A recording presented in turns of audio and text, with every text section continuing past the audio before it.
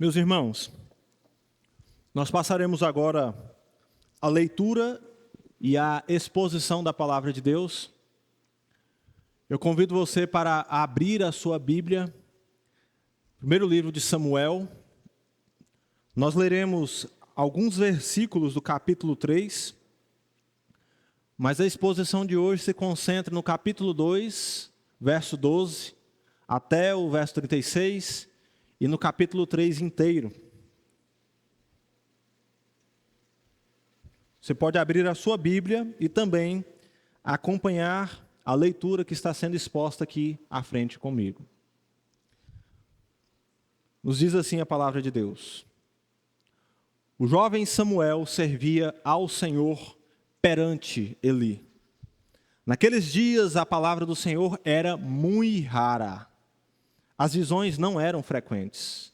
Certo dia, estando deitado no lugar costumado, o sacerdote, cujos olhos já começavam a escurecer-se, a ponto de não poder ver, e tendo-se deitado também Samuel no templo do Senhor, em que estava a arca, antes que a lâmpada de Deus se apagasse. O Senhor chamou o menino: Samuel, Samuel. Este respondeu: eis-me aqui. Correu a Eli e disse: eis-me aqui, pois tu me chamaste. Mas ele disse: não te chamei, torna a deitar-te. Ele se foi e se deitou. Tornou o Senhor a chamar: Samuel. Este se levantou, foi a Eli e disse: eis-me aqui, pois tu me chamaste. Mas ele disse: não te chamei, meu filho, torna a deitar-te. Porém Samuel ainda não conhecia o Senhor, e ainda não lhe tinha sido manifestada a palavra do Senhor. O Senhor, pois, tornou a chamar a Samuel terceira vez, e ele se levantou e foi a Eli e disse: eis-me aqui, pois tu me chamaste. Então entendeu Eli que era o Senhor quem chamava o jovem. Por isso Eli disse a Samuel: vai deitar-te, se alguém te chamar, dirás: fala, Senhor, porque o teu servo ouve. E foi Samuel para o seu lugar e se deitou. Então veio o Senhor e ali esteve, e chamou como das outras vezes: Samuel, Samuel. Este respondeu: fala, porque o teu servo ouve. Disse o Senhor a Samuel: eis que vou fazer uma coisa em Israel, a qual todo o que a ouvir lhe tinirão ambos os ouvidos. Naquele dia suscitarei contra Eli tudo quanto tenho falado com respeito à sua casa. Começarei e o cumprirei. Porque já lhe disse que julgarei a sua casa para sempre pela iniquidade que ele bem conhecia, porque seus filhos se fizeram execráveis e ele os não repreendeu. Portanto, jurei à casa de Eli que nunca lhe será expiada a iniquidade, nem com sacrifício, nem com oferta de manjares. Vamos lá para o verso 21. Continuou o Senhor a aparecer em Siló, enquanto por sua palavra o Senhor se manifestava ali a Samuel. Um dos grandes desafios que cristãos têm lidado hoje é como nós podemos responder ao nosso tempo a respeito do propósito da igreja. Nós vivemos em um tempo em que há uma multidão de pessoas desigrejadas, em que vemos as práticas mais vexatórias possíveis acontecer dentro da igreja. Ao mesmo tempo, nós vemos aos montes um sem número de notícias sobre charlatões espalhados pelo país, líderes religiosos envolvidos em escândalos morais e que permanecem impunes, líderes autodenominados pastores. Tudo isso tem trazido descrédito para a cristandade no nosso país. De maneira que encontrar refúgio em igrejas se tornou algo que não faz o menor sentido para as pessoas. O pastor John Piper, da Igreja Batista Bethlehem, nos Estados Unidos, ao tentar dar uma resposta sobre a vocação da igreja, disse que o propósito da igreja é a adoração a Deus. O que nos faz voltar à questão sobre culto. Existe uma superficialidade no evangelicalismo em relação ao culto, irmãos. E isso tem seduzido até mesmo cristãos em denominações confessionais de forma que as pessoas procuram igrejas baseadas no tipo de experiência emocional que é proporcionado nela. Ou mesmo porque querem líderes cativantes que imperam sobre essas igrejas. Nós ouvimos e nós podemos ver rotineiramente as maiores bizarrices sendo introduzidas no culto, como cultos temáticos de libertação, de conquista de bênçãos, cultos pet, culto da grande virada, culto da vitória, campanhas por conquistas de bênçãos, e essa lista poderia ficar enorme, pois é uma verdadeira bagunça. Assim, o cristianismo brasileiro se encontra em um contexto de desordem moral e teológica. De modo que um dos grandes desafios de igrejas bíblicas saudáveis seja o de comunicar ao seu tempo a necessidade de verdade e fidelidade na nossa adoração. Esse contexto, meus irmãos, se assemelha bastante ao tempo do nosso texto que acabamos de ler. Pois Israel vivia uma degradação moral no que se refere à adoração. E todas as vezes que Israel se desviava, a vida nacional entrava em colapso e precisava ser revitalizada. Deus fazia isso reformando o culto. Nós estamos em uma série de sermões em 1 e 2 Samuel, em que nós estamos tratando a respeito da ascensão do reino. O que é uma expressão que se refere ao desígnio de Deus para salvar e revitalizar o seu povo. Israel estava adentrando neste período ao tempo de Samuel, de forma que a grande aspiração nacional daqueles dias dizia respeito ao reinado. Assim, meus irmãos, Samuel se concentra na história da monarquia. O curioso é que a história da monarquia começa num tempo de caos geral. O contexto imediato a Samuel é o período de juízes, em que cada um fazia o que era reto aos seus próprios olhos. E nisso, nós não temos Jerusalém como a sede da casa de Judá, como o sacerdócio tem um papel predominante. Siló é nesse momento a capital de Israel, pois não havia Jerusalém sido conquistada por Davi. Em Siló, Josué havia feito a partilha da terra. Foi em Siló que o tabernáculo foi montado. E era em Siló que todo o Israel ia anualmente para oferecer sacrifícios a Deus. Portanto, Siló era uma cidade festival e sacerdotal. Agora, o grande problema que nós encontramos em Siló é exatamente este: os sacerdotes que cuidavam da adoração. Nós veremos que esses homens eram mesquinhos e usavam a sua posição como sacerdotes para atender os seus próprios caprichos. Eles eram homens glutões e envolvidos em escândalos de pecados morais. Assim, os sacerdotes daquele tempo eram uma demonstração da corrupção da fé no reino. O problema é que tocar no reino que pertence a Deus diz respeito à sua glória. E com isso, meus irmãos, nós precisamos saber que o Senhor não deixará impune aqueles que usurpam a sua glória. E apesar do caos religioso, Deus ainda fala fielmente. Portanto, meus irmãos, a mensagem de hoje trata sobre a fé corrompida no reino. Como que Deus trata essas coisas? Ainda há esperança para nós em meio a tanta bagunça religiosa? A quem que nós podemos recorrer se os homens falham? Em resumo, por que nós precisamos entender melhor o culto a Deus e o modo pelo qual Ele fala? Nós vamos tentar abordar esse assunto hoje levando em conta a semelhança do contexto de Samuel com o nosso, que são muito parecidos. A história de Samuel, meus irmãos, começa em um momento chave da ascensão do reino. Samuel não está em casa sendo mais amamentado por sua mãe Ana. Os seus pais voltaram para Ramá, entre as montanhas de Efraim, e o menino ficou servindo ao Senhor debaixo da supervisão do sacerdote Eli em Siló. De imediato, o menino Samuel se depara com um cenário terrível. Ele conhece os bastidores da casa de Deus. E isso é uma experiência assustadora para Samuel, pois as velhas histórias que provavelmente ele já ouvia de seus pais diziam que o tabernáculo de Deus era santíssimo. E não apenas isso, a nação de Israel era um reino de sacerdotes que deveriam ser santos, assim como o Senhor é santo. Mas não é isso que Samuel encontra. A adoração em Israel havia se tornado um caos e estava corrompida.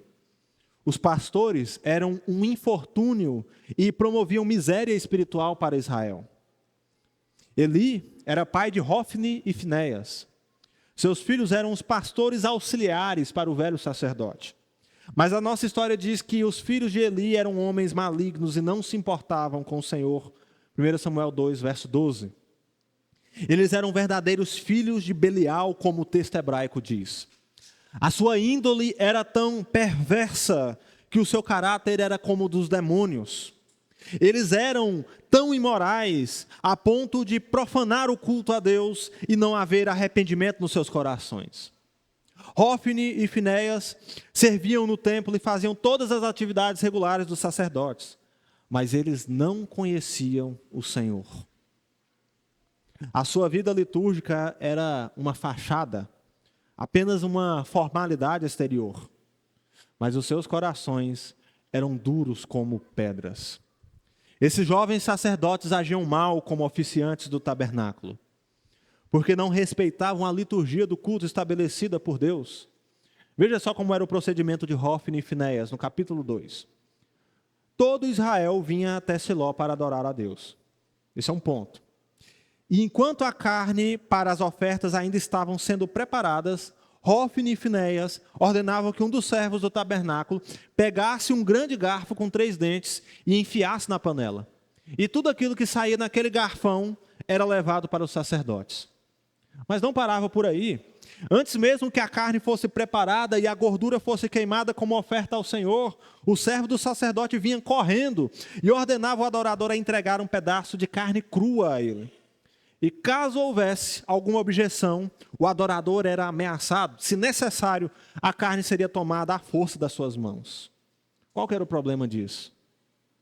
Não era apenas uma questão de falta de educação dos sacerdotes, mas eles estavam violando a liturgia estabelecida por Deus para o culto.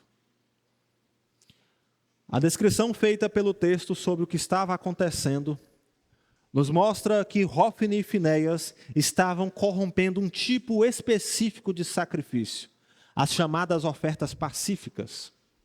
As ofertas pacíficas, assim como a oferta pela culpa e a oferta pelo pecado, possuíam um procedimento meticulosamente descrito por Deus. De acordo com Levítico capítulo 3, o adorador deveria levar um animal sem defeito até o tabernáculo. E ao chegar à porta do santuário, próximo ao altar, o adorador deveria apresentar o animal ao sacerdote e pôr a sua mão sobre a cabeça dele, e então ele degolava ele. Os sacerdotes pegavam o sangue do animal e o aspergia sobre o altar. Então o animal era aberto e a gordura que envolvia a sua entranha era removida pelo sacerdote, juntamente com os rins, e era queimado sobre o altar em cima do holocausto. Existe um procedimento específico para cada tipo de animal, sejam bois, cordeiros ou cabras. Mas de uma maneira geral, a gordura do animal era queimada sobre o holocausto. Existia uma prescrição determinada por Deus sobre as ofertas pacíficas. Toda a gordura do animal pertencia ao Senhor. A gordura não deveria ser comida, mas queimada como aroma agradável a Deus. Após esse ritual, parte da carne do animal era levada aos sacerdotes e o restante era devolvida ao adorador. Então, no final deste processo, havia uma celebração comunitária, em que os adoradores e os sacerdotes celebravam um festival. Isso era extremamente simbólico para a vida litúrgica de Israel, pois as ofertas pacíficas eram ofertas que tinham o propósito de celebrar a comunhão do povo com Deus e do povo consigo mesmo. Portanto, em última análise, as ofertas pacíficas falavam de relacionamento com Deus. É por isso que um animal era sacrificado.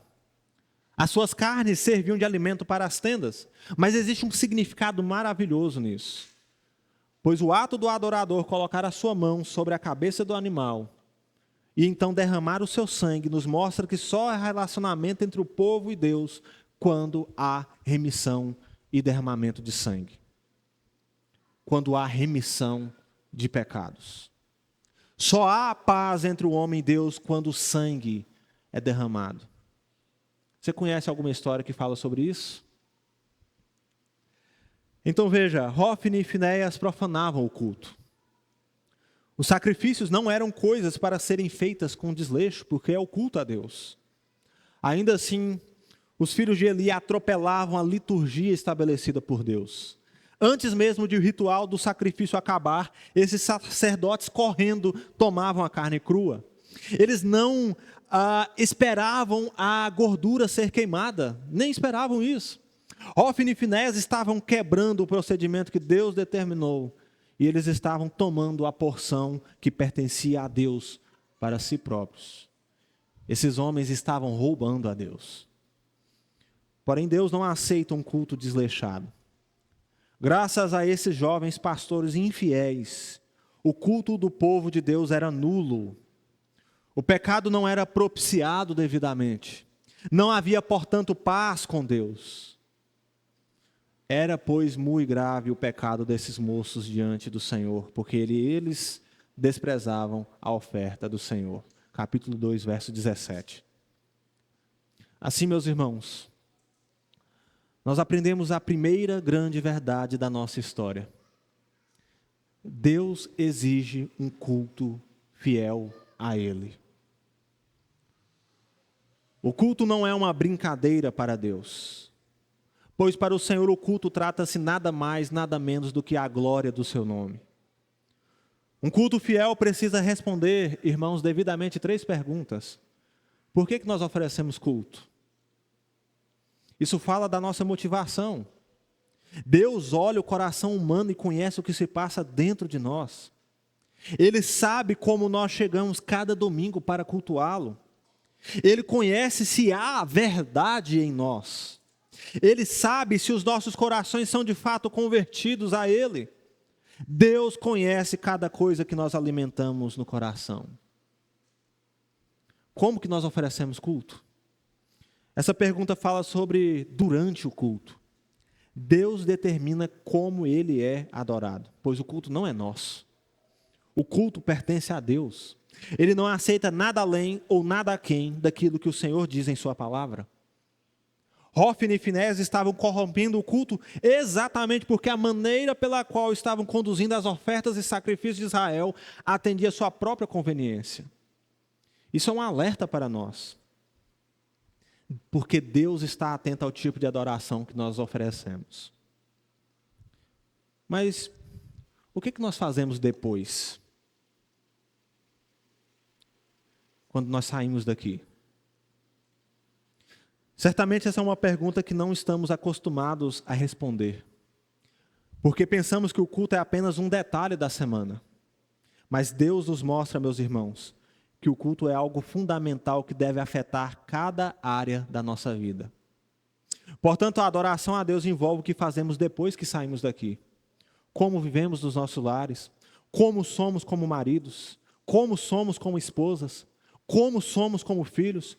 Tudo isso importa na vida do povo de Deus, porque Deus exige um culto fiel a Ele. Enquanto a casa dos sacerdotes arruína a vida e a adoração de Israel, nós vemos o pequeno Samuel.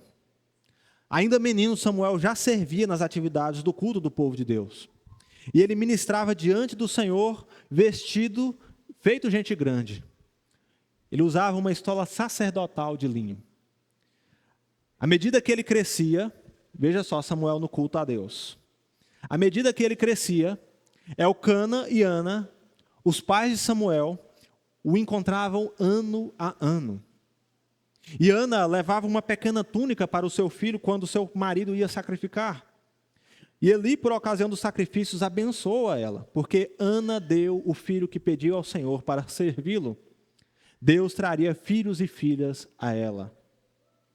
E é nos dito que o Senhor abençoou Ana de tal forma que ela teve mais 3 filhos e 2 filhas. E então o texto bíblico faz um registro muito importante. Verso 21 do capítulo 2. O menino Samuel crescia diante do Senhor, perante a face de Deus. E a partir daqui nós começamos a ver um tipo de comparação. Samuel está crescendo diante de Deus, Eli e os seus filhos estão caindo aceleradamente em maior depravação moral. Eli não apenas sabia, meus irmãos, o que os seus filhos faziam, porque o povo se queixava disso, mas ele ouve e não faz absolutamente nada. Não bastasse o relapso desses sacerdotes com o culto a Deus, é dito que Hófni e Finéias se deitavam com as mulheres que serviam à porta do tabernáculo. Esses meninos eram promíscuos e estavam tornando a casa de Deus em um bordel. Na prática, Hófni e Finéias estavam transformando o culto a Deus em um culto pagão. Pois era conhecido entre Israel as práticas de culto cananita. E os cananeus praticavam prostituição cultual. Seus cultos eram uma verdadeira depravação. Mesmo vendo isso, Eli, o sumo sacerdote, não faz nada. Pois ele era um homem de palavras, mas não era um homem de ação.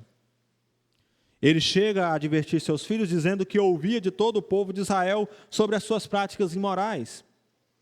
Pois Hófni e Finéias não tinham uma boa fama entre o povo de Deus. De forma, irmãos, que a casa sacerdotal e o culto a Deus não tinham crédito algum em Israel. Olha só como estão as coisas. Porque os sacerdotes eram homens malignos. Eles mais se assemelhavam aos feiticeiros de Canaã do que aos sacerdotes consagrados e santos a Deus. Eli até esboça uma tentativa de tratar com seus filhos, mas a sua fala só demonstra a gravidade do seu pecado como sumo sacerdote e pai dos seus filhos. Pois Hófni e Finéias haviam corrompido o culto e eles eram objetos da ira de Deus. Então veja, Eli diz isso. Se uma pessoa pecar contra outra, Deus é o juiz que está acima dos dois para julgar. Mas a pergunta é, e se você pecar contra o Senhor, quem intercederá por você? Não tem ninguém maior que Ele. A casa sacerdotal era um fracasso para Israel, porque essa pergunta poderia ser facilmente respondida. Havendo o homem transgredido contra Deus, o sacerdote funcionaria como um mediador. Mas Eli e seus filhos não serviam mais para este ministério. A sua visão teológica era tão turva, e o problema grave que está acontecendo é o fato de que eles haviam se esquecido do propósito pelo qual Deus chama pastores sobre o seu rebanho. Os sacerdotes eram agentes de ministração do perdão de Deus. Eles deveriam zelar do culto de tal forma que os sacrifícios fossem aceitos pelo Senhor. Portanto, na essência da função sacerdotal, estava o entendimento de que eles eram mediadores da aliança. Eli se esqueceu disso. Os sacerdotes eram mediadores de Deus e o povo. Eles deveriam ser santos porque representavam Deus para Israel. E embora fossem advertidos, Hófni e Finéias não quiseram ouvir a voz do seu pai. E o texto dá um motivo. Porque o Senhor queria matá-los. Assim como Deus endureceu o coração de Faraó para demonstrar a sua glória e a pecaminosidade do pecado, agora Deus endureceu o coração desses sacerdotes. Eles se acostumaram com o sagrado, e o resultado não poderia ser diferente. Todas as vezes, irmãos, que nós nos acostumamos com o sagrado e o profanamos, nós colhemos fruto de corações endurecidos a Deus, porque nós não ouvimos a Deus mais. Você pode até vir no culto, na igreja, mas o nosso coração está duro. E apesar de Eli, Hófni e Finéias terem se tornado um fracasso ministerial, nós temos uma nota de esperança para o povo de Deus. O jovem Samuel crescia em estatura e no favor do Senhor e dos homens. Verso 26. Enquanto a velha casa sacerdotal era uma vergonha nacional, no meio dela, Deus estava levantando um novo sacerdote. De modo que Samuel foi aprovado por Deus para o ministério. E não apenas isso. Quando o povo vê a diferença do procedimento de Samuel e dos filhos de Eli, Samuel conquista uma boa reputação do povo. E assim, meus irmãos, aqui está a segunda grande lição da nossa história. o Senhor não deixará o seu povo nas mãos de homens infiéis.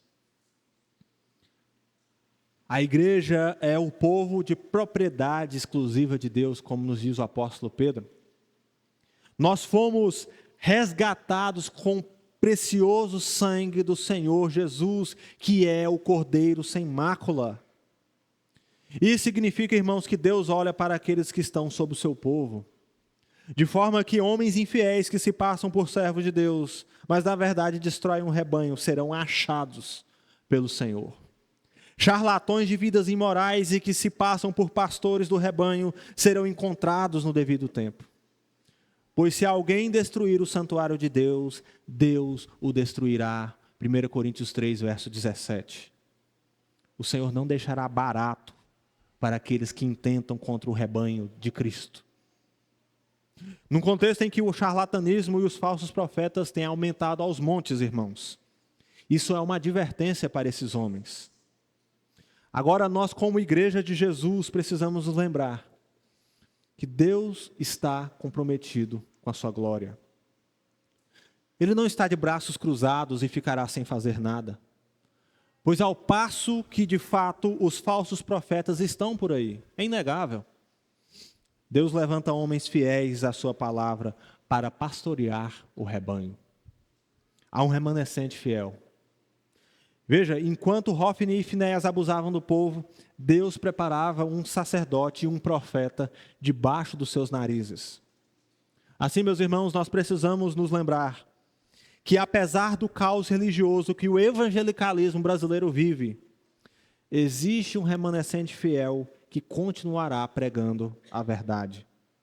O povo de Deus não ficará sem alimento genuíno para suas almas, e ele tratará com os infiéis com justiça. O pecado de Eli e de seus filhos era algo inadmissível.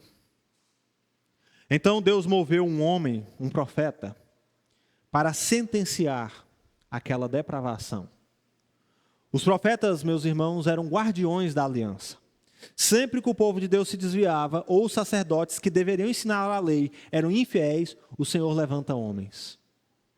Portanto, o movimento profético em Israel era um movimento que apontava para a restauração do povo, pois Deus estava agindo. E a profecia desse homem possuía 4 partes. Primeiro, o profeta fala a respeito da vocação dos sacerdotes. E ele faz uma referência a Arão, que é o ancestral da casa de sacerdotes. Então é mencionado que Deus faz uma escolha entre todas as tribos de Israel, e as linhagens de Eleazar e Itamar estabelecem aquilo que nós conhecemos como casa levítica. E Deus é bem pessoal na sua vocação, pois o profeta diz que os levitas foram escolhidos para serem os sacerdotes do Senhor, para subirem no altar de Deus, para queimar incenso e usar a estola sacerdotal diante da face de Deus. E como dádiva, Deus concedia aos sacerdotes porções das ofertas que eram levadas ao santuário pelo povo de Israel. Se você observar o seu texto, a sua Bíblia, há uma repetição do pronome meu. Isso significa que o Senhor estava dizendo a Eli que a casa de Deus não é negócio humano, não pertencia aos sacerdotes para fazerem o que bem entender, e eles haviam sido escolhidos por Deus como servos do Senhor, e não o contrário. Ele é Deus e não nós. Em seguida o profeta mostra a Eli a razão pela qual o Senhor o envia. Os sacerdotes, irmãos, tratavam com desprezo as ofertas que pertenciam ao Senhor. E o pecado de Eli é que ele honra mais a seus filhos do que a Deus. E a situação é tão grave que o profeta de Deus menciona que Eli e seus filhos eram coniventes. Não é como se os filhos de Eli estivessem fazendo aquilo e Eli estivesse de boa, sem fazer nada. Ele era participante disso. Pois eles estavam adulterando as ofertas e os sacrifícios por pura ganância e glutonaria. Pois eles engordavam com os excessos das ofertas que eles roubavam de Deus. E aí vem a sentença declarada pelo profeta. O Senhor não sustentará perpetuamente aqueles que não honram o seu nome, pois o Senhor honrará apenas aqueles que o honram. A palavra usada aqui no texto bíblico é a palavra kabod, que nós traduzimos por glória. Glória no pensamento bíblico tem a ver com dar devido peso a alguma coisa. Então Deus estava dizendo que para Eli, seus filhos tinham mais peso e mais valor para si do que o próprio Deus. Mas Deus não divide a sua glória por ninguém, nem com ninguém. Porque o Senhor era desprezado por eles, Deus diz agora, eu os desprezarei. A ideia do texto é que Deus estava colocando a casa de Eli debaixo de maldição. E a maldição era a seguinte: o poder sacerdotal seria retirado de Eli. A sua linhagem seria a partir de então considerada reprovada para o sacerdócio. E Deus estaria em encargo de garantir que nenhum sacerdote da casa de Eli prosperasse. Seus descendentes não envelheceriam porque morreriam na juventude. E a desolação do santuário e a miséria trazida por Eli estaria diante dos seus olhos até a velhice. Mas ao passo que Eli foi um mau sacerdote, Deus traria redenção por meio do seu reino a Israel. E mesmo os homens que fossem poupados da linhagem de Eli, somente seriam poupados para ficarem cegos com a idade e serem tomados de tristeza em suas almas. Cada descendente de Eli morreria na flor da idade. Quanto a Hofni e Finéias, as suas mortes seriam um sinal de que a palavra de Deus se cumpriria, pois como garantia disso, eles morreriam no mesmo dia, porque a casa de Eli trouxe miséria a Israel. Deus agora estava trazendo juízo sobre si. Então nós vemos a quarta parte da profecia. Eli e seus filhos seriam substituídos. Lá no verso 35 do capítulo 2. Então suscitarei para mim um sacerdote fiel que fará segundo o que tem o coração e na mente. Eu lhe edificarei uma casa estável e ele andará diante do meu ungido para sempre. Há muitos questionamentos sobre a identidade de quem era esse sacerdote aqui. Alguns argumentam ser Samuel, em razão do contexto da profecia. Mas Samuel é apresentado logo em seguida como um profeta por excelência. Assim nós podemos ver, meus irmãos, que essa profecia possui alguns ecos que apontam para dois caminhos. Primeiro, é nítido que a profecia se cumpre quando Zadok e a sua linhagem é inserida no sacerdócio. 1 Reis, capítulo 2, nos mostra que Salomão expulsou Abiatar, um descendente de Eli, do serviço sacerdotal. E o texto diz: Salomão expulsou Abiatar para que não mais fosse sacerdote do Senhor, cumprindo assim a palavra que o Senhor tinha dito a respeito da casa de Eli em Siló. 1 Reis, capítulo 2, verso 27. Mas um segundo caminho que perfeitamente se harmoniza com o cumprimento dessa profecia é a ideia de que Jesus é o sumo sacerdote fiel. Cristo substituiu o sacerdócio arônico. E assim, meus irmãos, nós aprendemos a terceira grande verdade do nosso texto. Deus levantou para si um sacerdote fiel para seu povo. Os sacerdotes humanos são imperfeitos e carregados de pecados. Mas Jesus é o sumo sacerdote perfeito e superior. O autor de Hebreus diz que o sacerdócio levítico era imperfeito e precisava de sucessão, porque o sacerdote morria. Agora com Cristo é diferente. Cristo supera esse sacerdócio, pois ele vive para sempre. Jesus tem um sacerdócio eterno, portanto ele pode salvar totalmente os que por ele se aproximam de Deus. Hebreus 7, verso 25. Jesus é um sacerdote santo, sem pecado e que nunca falhará na mediação e na intercessão do seu povo. Jesus é o sumo sacerdote que não tem chances de oferecer algo imperfeito a Deus como os homens fazem, porque o seu sacrifício foi sua própria vida, perfeita e sem mácula. Ele ofereceu o sacrifício por excelência e, portanto, se você crer em Jesus, ele é fiel para perdoar os seus pecados. E não apenas isso, Jesus continua a interceder por nós agora mesmo. Isso tem que ser um alento para você. Porque, meus irmãos, pastores falham, líderes erram, oficiais fracassam, homens caem. Mas acima de qualquer nome, nós temos Jesus como sumo pastor da igreja. Ele é fiel para ouvir as nossas orações e apresentá-las como aroma agradável a Deus. Por meio de Jesus, nós temos segurança que de fato somos aceitos por Deus, porque Ele é o sacerdote fiel que o Senhor levantou sobre mim e sobre você. Ele é o nosso grande sacerdote. Está claro para nós, meus irmãos, que o ministério efetivo de Samuel começa num contexto de caos e trevas. Enquanto o jovem Samuel serve sob a supervisão de Eli, é narrado que naqueles dias a palavra do Senhor era muito rara, as visões não eram frequentes. Havia acontecido, em razão da imoralidade de Israel, uma espécie de silêncio na revelação de Deus. Deus silenciou os profetas e faltava homens com sua direção para guiar o povo. Não é à toa que isso produziu um contexto de perdição e caos em Israel. No meio do silêncio, o sumo sacerdote Eli, de visão escurecida por causa da idade, dormia. Samuel estava deitado no templo do Senhor, onde estava a arca da aliança. Ele estava no lugar santo.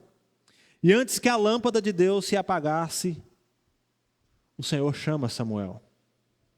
E isso é muito significativo. A lâmpada junto à arca da aliança era uma evidência da presença de Deus.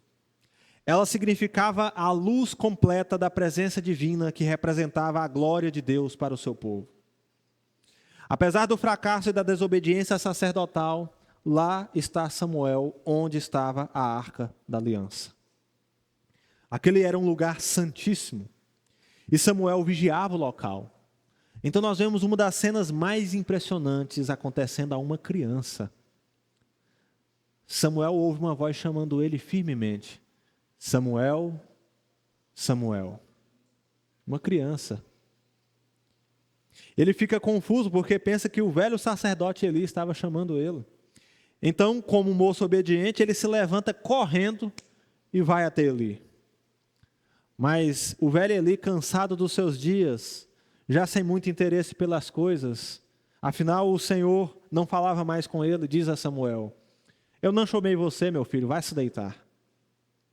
Isso acontece mais uma vez, e o texto diz que Samuel ainda não conhecia a voz do Senhor, e a palavra de Deus ainda não havia sido manifestada a ele. Apesar da fidelidade dele, Samuel ainda não conhecia a Deus. Mas então, pela terceira vez, o Senhor chama Samuel. E aí, Eli se liga no que está acontecendo. Por isso, ele orienta o menino. Se alguém chamar de novo, responda: fala, Senhor, porque o teu servo ouve. Olha só a cena maravilhosa que nós vemos. A história nos diz que o Senhor veio a Samuel e esteve ali. A arca da aliança representava a presença de Deus. Deus desceu no lugar santíssimo, junto àquela criança. Deus veio com a sua palavra até Samuel. E o mais espantoso é vermos diante dos nossos olhos Deus descendo e se colocando ao lado dele. O Senhor foi ao seu encontro e ele desceu ao tabernáculo, como já não acontecia há tempos em Israel. E o Senhor Deus traz uma palavra dura para Samuel, uma grande responsabilidade para uma criança. Não para diverti-lo, mas para que Samuel confirmasse a Eli o que o Senhor iria fazer. E a palavra do Senhor a Samuel diz que ele faria acontecer a Eli tudo aquilo que ele disse do começo ao fim. Deus estava julgando a infidelidade e a impiedade do sacerdócio infiel de Israel. E a razão é: os filhos de Eli trouxeram maldição sobre si e Eli não os repreendeu. Sabe qual é o pecado desses homens? O pecado deles era a impenitência. Deus falava e eles não ouviam. Embora Deus os advertisse duramente, eles não mudaram e nem mesmo se arrependeram. Aliás, os seus corações endurecidos não poderiam de fato se arrepender. Então nós temos uma declaração terrível que qualquer pessoa pode ouvir. A iniquidade da casa de Eli nunca será expiada, nem com sacrifícios e nem com ofertas. Verso 14. O tempo longânimo de misericórdia havia acabado. Deus não deixa, meus irmãos, por muito tempo o ímpio sem punição. Essa era a mensagem que o Senhor confiou a Samuel. Então Samuel se deita até o outro dia de manhã, ele abre a porta do santuário e sai de lá um novo Samuel. Apesar disso, ele tinha medo de contar ao seu mestre o que havia acontecido. Mas não tinha jeito. O próprio Eli estava curioso para saber. E o texto diz que Samuel contou tudo sem esconder nada. Sabe como que Eli reagiu? Ele sabia que não havia nada para ser feito. Verso 18 do capítulo 3. Ele é o Senhor, que ele faça o que achar melhor. Então nós vemos o jovem Samuel crescer conforme o tempo se passa, e conforme ele crescia, o Senhor estava com ele e não deixava que as suas palavras caíssem por terra.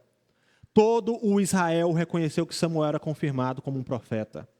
E o versículo final, do verso 21, nos diz: o Senhor continuou a aparecer em Siló, porque em Siló o Senhor se manifestava a Samuel por meio da palavra do Senhor. O ministério de Samuel havia alcançado então 2 importantes feitos para o povo. Por meio de Samuel, Deus estava restaurando a vida litúrgica do povo. Ali estava um sacerdote que de fato era fiel a Deus. Um sacerdote zeloso que cuidava da santidade do santuário de uma forma como não havia acontecido. E o outro feito é o fato de que Samuel foi usado por Deus como um profeta. Por meio da palavra dele, Deus falava. A palavra do Senhor foi colocada no seu devido lugar. A centralidade da palavra de Deus foi restaurada na vida do povo. E Deus voltou a falar com o seu povo como não falava antes, há muito tempo. Porque imagina só, Deus fala com o seu povo no ambiente de culto. Porque a adoração é um diálogo entre Deus e o povo. E agora Deus fala novamente porque o culto foi restaurado.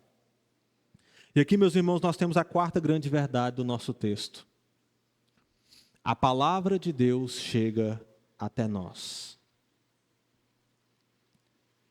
Apesar de tempos áridos em que a voz do evangelho genuíno é coisa rara, Deus fala a nós.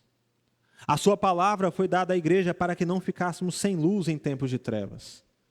Nós não precisamos, irmãos, tatear buscando novas revelações, porque a revelação por excelência foi dada no nome por meio de Jesus. Nós não precisamos de malabares espirituais para descobrirmos qual que é a vontade de Deus, porque Deus fala por meio da pregação fiel do Evangelho. O Catecismo Maior de Westminster, em sua pergunta de número 43, nos diz que nós temos um profeta por excelência que fala a nós continuamente. O Catecismo pergunta: como Cristo exerce as funções de profeta?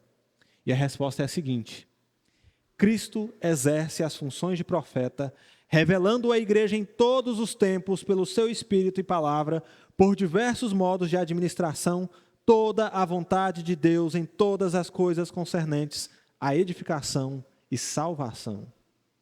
Portanto, meus irmãos, Deus usou o seu poder para fazer com que você tenha livremente a sua palavra hoje. Mártires morreram pelo Evangelho. Jesus Cristo foi imolado por nós. E a sua palavra é fiel e eficaz, mais cortante de qualquer espada de 2 gumes. Então, se você quer ouvir a palavra de Deus, se você quer ouvir Deus falar, abra a sua Bíblia e tenha com o Senhor a mesma atitude do pequeno Samuel. Fala, Senhor, porque o teu servo ouve. Está revelado nas Escrituras. Abrace isso.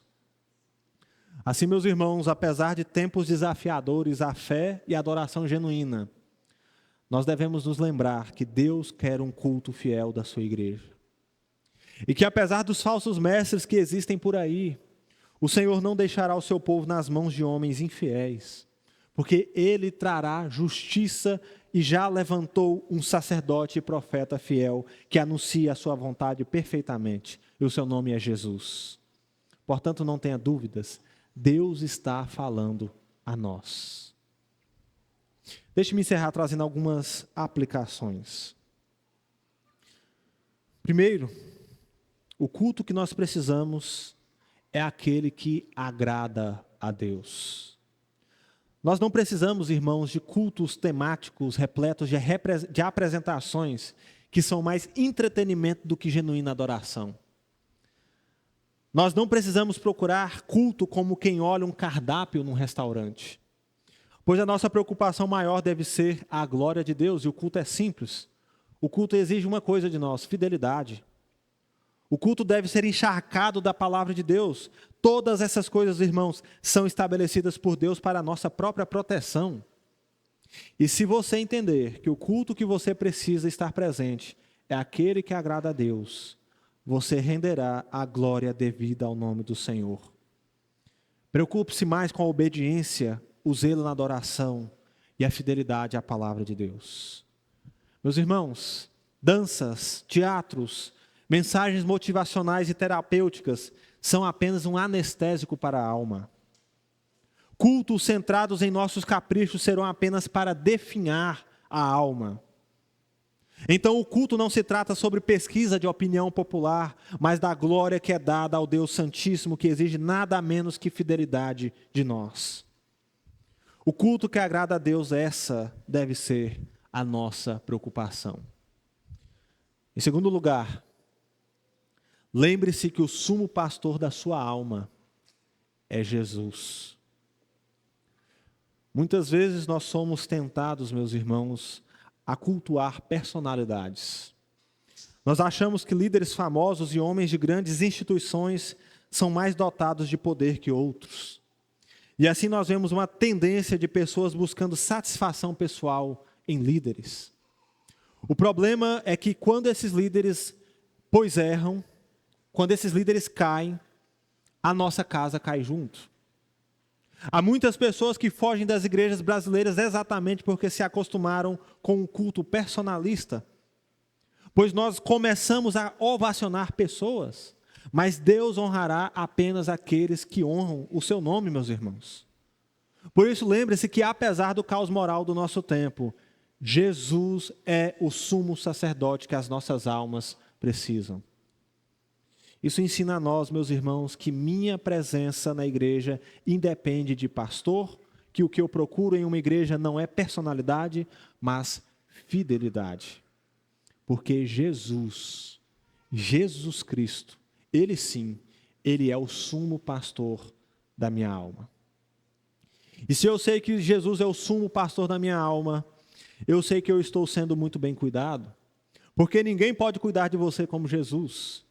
Jesus é o pastor dos pastores. Ele é quem cuida de nós. Ele é o sumo sacerdote perfeito e presente. Jesus é o seu sumo sacerdote imediato, agora. E se você precisar dele, basta orar. Ele nos ouve. Por meio dele nós temos paz. Por meio de Jesus nós temos perdão. Por meio de Jesus nós temos pastoreio genuíno dos nossos corações. Única e exclusivamente por Jesus.